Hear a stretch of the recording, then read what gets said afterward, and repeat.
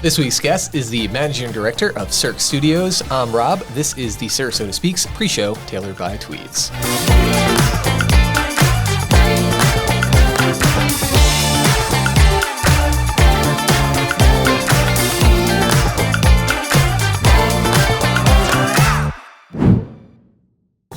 What's up, everybody? I'm Rob. This is the Pre-Show tailored by Tweeds. When you are looking to level up your style game, come on down to any of our Tweeds locations across the state of Florida, including right here in downtown Sarasota. This week's guest is Rob Toomey, Managing Director of SIRQ Studios. Welcome. Pleasure to be here, Rob. We got two Robs. We have two Robs, absolutely. So, Rob, let the viewers know a little bit about what SIRQ Studios is and the focus of the company. Sure. So, SIRQ Studio is a startup studio or a startup factory, however you want to describe it. Essentially, our job is to launch companies. And the idea is we come up with a concept for a business, we test it out in the marketplace to say, do people really want this or not? Mm-hmm. And then if the answer is unequivocally, yes, we have to have this, then we form a company, launch it, put some money in, and hire the team to go launch the full business. Very cool. Nice. Now, I understand that focus of your current enterprise is artificial intelligence in the context of healthcare. Can you tell us a little bit about that and kind of the vision for what's possible there? Yeah, I mean, certainly AI is the future.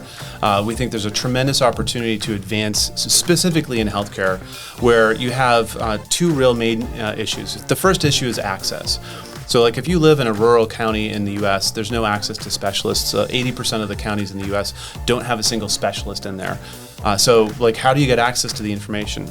And then the second thing is the knowledge gap. So imagine the difference between like the top specialist in that specific area at the Mayo Clinic or the Cleveland Clinic and how much more capable they are at their craft than someone who's just graduated from school or, you know, whatever. And so we think AI provides us the opportunity to build platforms that share that information to people who don't have access geographically and also may not have access to that top tier talent. That's awesome. Shifting gears a little bit, can you tell us about how long you've been here in Sarasota and kind of what drew you here, what makes Sarasota a good place to be? Sure. Well, it's the best, right? So my wife and I started visiting my in-laws when they moved here about 15 years ago. And after a while, we were living in Boston, we're like, why don't we live here, right? So kudos to them for having the sort of the first step in that direction. But the nature of my work at the time, which I'm still involved in, as long as there's Wi-Fi and cell signal, why not? Actually, the idea came to us. We were on vacation in the Dominican Republic. Now this is going 15 or 16 years back. I had the old Motorola StarTAC, right? And it rang, and it's not supposed to ring. I didn't have cell signal. I picked it up and it was a client, and they're like, we need you in New York to do a workshop. I'm like, okay. So I open my laptop and I'm like, I think I just did my job. And I was like, whoa. I mean, if I can do that here, then we're not stuck anywhere. And so then we started to think about geographically where it made sense. And then the in-laws moved here, and Sarasota has this special blend. It's not Miami, it's not any other parts of Florida. It has a unique element to it. I really like the vibe. That's awesome. Great. Well, that is going to do it for the pre-show. When you're looking to level up your style game, come on down to any of our Tweeds locations. There should be a little QR code on the screen right now. Feel free to screenshot, click on that for some more information. We'd love to help you out. Follow us at tweedsuitshop.com and on Instagram. And stay tuned for a quick sneak peek of this week's upcoming episode with Rob Toomey. So the fun part for me has been maintaining the entrepreneurial mindset. So it's easy to get caught up if you're a founder in building what you think everyone wants. So typically what we do is we've got an idea, and then we go to our biggest customer and say, do you want it? And if they all say we need it yesterday, then we build it. And that's where all of our innovations have come from. Remember in COVID, we had this fun thing where everyone needs health and wellness. So we built out a module. We sent it out to all of our clients. No one watched it.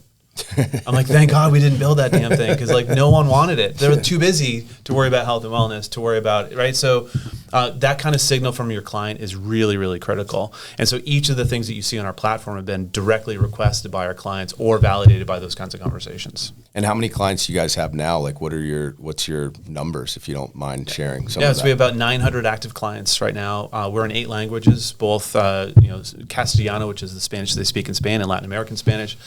So we're all over the place. Most of our clients will get people through our certification, so they can just deliver the programs themselves. So like Procter & Gamble put 27,000 people through, and we weren't really involved. They just got their people certified, and then they bought the accounts for the platform. So it's a recurring revenue model, so they pay a subscription fee, and the reason they keep paying is because they want to bring all the new employees that come on into that culture. Exactly right. So what's cool is like we have a team report. So like you'll see your whole system, your whole team in the system, and then it will generate a report that says, "Wow, you've got 8 introverts and 7 extroverts. Here's the advice we give for that team."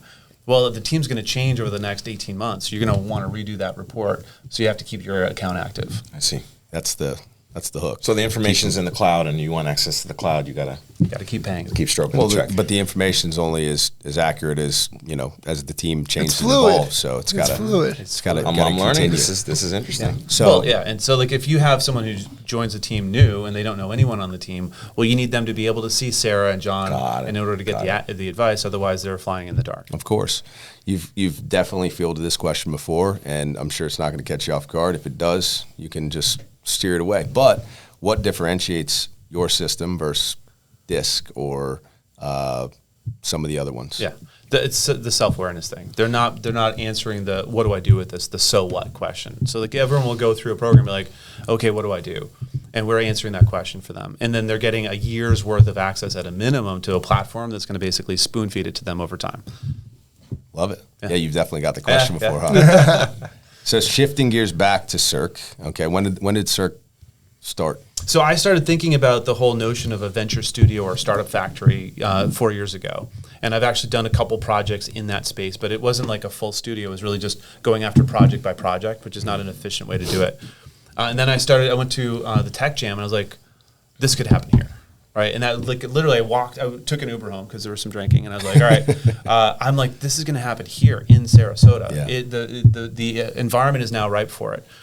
So over the last maybe 8 or 9 months, I've been exploring through the conversations what it would look like to put a studio here. And that's where SIRQ came from. So I'm co-piloting it with a gentleman by the name of Tom Gardner. Tom's going to see this. What's up, Tom? Tom. And Tommy! And he's an extremely well-connected guy in the Sarasota network, and so he's been opening lots of doors. I originally thought of him as like a elder statesman, chairman of my board, and he's like, no, I want to roll up my sleeves and get in there. And this is going to open up our retirement conversation. Tom's past the retirement age, and he's like, no, I want to do this, and I'm like, why? He's like, I'm built for this,